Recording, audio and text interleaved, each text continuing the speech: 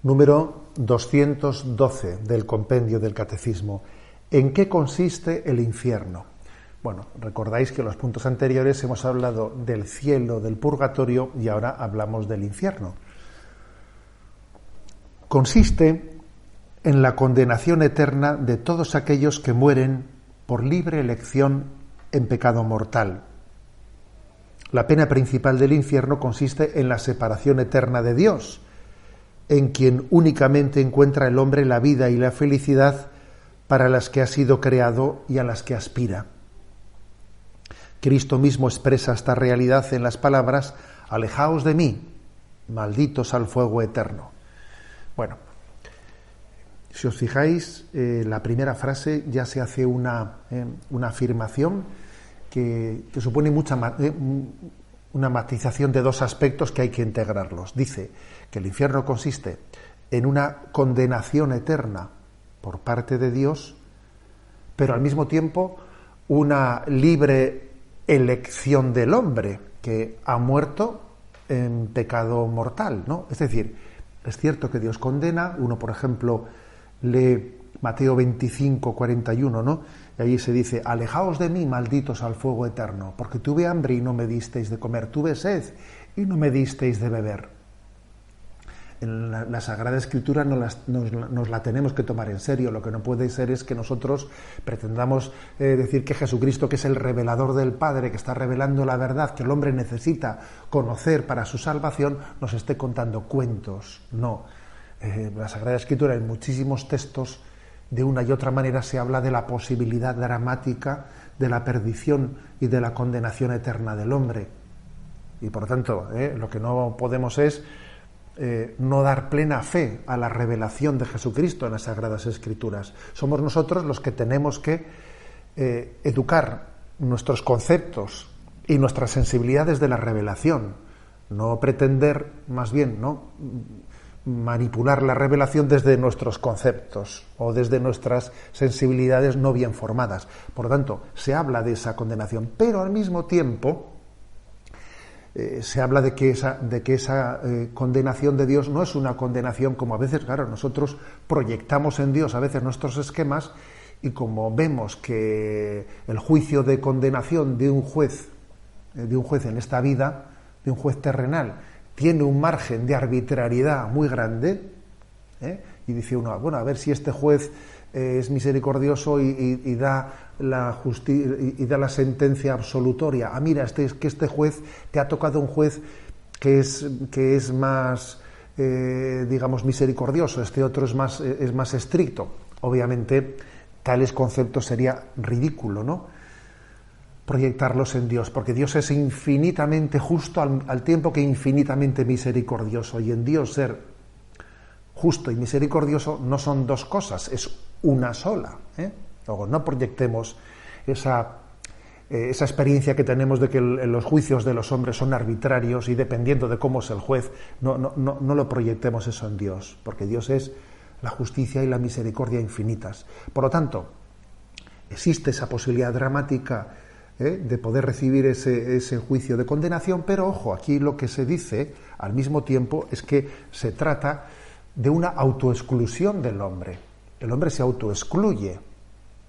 O sea, en el fondo, cuando Dios condena, lo que hace es respetar la libertad del hombre que se ha autoexcluido de la salvación. Os voy a leer este texto, dos frases que están tomadas, porque sabéis que este compendio del catecismo es un resumen del catecismo mayor. Allí dice esto: morir en pecado mortal y sin estar arrepentido ni acoger el amor misericordioso de Dios, porque, hombre, alguien, incluso aun estando en pecado grave, se puede, en el momento de su muerte, acogerse a esa misericordia, como el buen ladrón, como fue el caso del buen ladrón, al amor misericordioso de Dios. Pero morir en pecado mortal sin estar arrepentido ni acoger el amor misericordioso de Dios significa permanecer separados de Él para siempre por nuestra propia y libre elección. Este estado de autoexclusión definitiva de la comunión con Dios, es al que designamos con el nombre de infierno. Por eso, fijaros, no hay nada más contrario a la posibilidad de condenación que uno suplique: Jesús, Hijo de David, ten compasión de mí, sálvame. Porque la condenación supone un rechazo voluntario y explícito de esa salvación. No sabemos cuántos son los que puedan condenarse. Si sabemos que esa es una posibilidad real de la que nos hablan los evangelios, no lo sabemos. El evangelio no nos da, no nos habla de esas curiosidades, pero sí nos habla de esa posibilidad real, y también nos explica que la pena, ¿en qué consiste el infierno? ¿En qué consiste el infierno? Pues la pena principal del infierno es no ver a Dios. A uno dirá, bueno, pues entonces no es para tanto, ¿no? A ver, un momento. Es que no puede existir pena mayor, sufrimiento mayor. No existe un sufrimiento mayor que el de la frustración existencial, que el de el ser consciente de que mi vida es un absoluto fracaso, que he renunciado al amor que me quería hacer infinitamente feliz, y yo en mi soberbia me obstino, ¿no?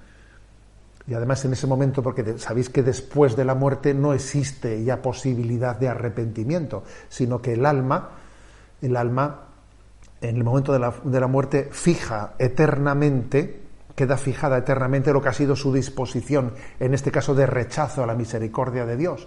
Luego uno está en una situación de plena frustración, porque allí, ¿no?, es plenamente consciente de que ha renunciado a su felicidad, pero además está obstinado en ese rechazo.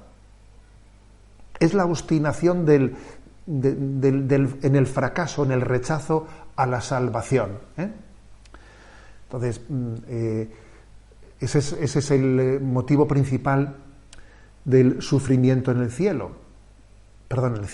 infierno.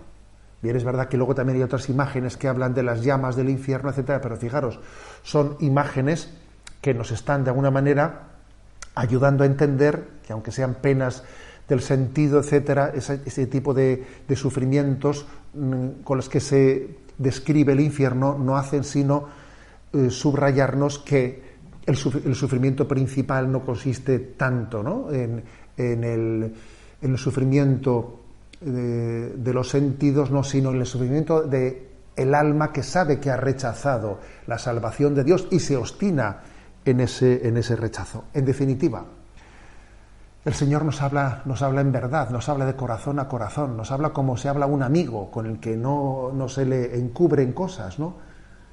Y entonces uno lee, por ejemplo, en Mateo 7, 13, 14, dice, se nos está invitando a: entrad por la puerta estrecha, porque ancha es la puerta y espacioso el camino que lleva a la perdición, y muchos entran por ella, que estrecha es la puerta y que angosto el camino que nos lleva a la vida. Es decir, es una invitación a tomarnos con plena responsabilidad esa llamada a la salvación que el Señor nos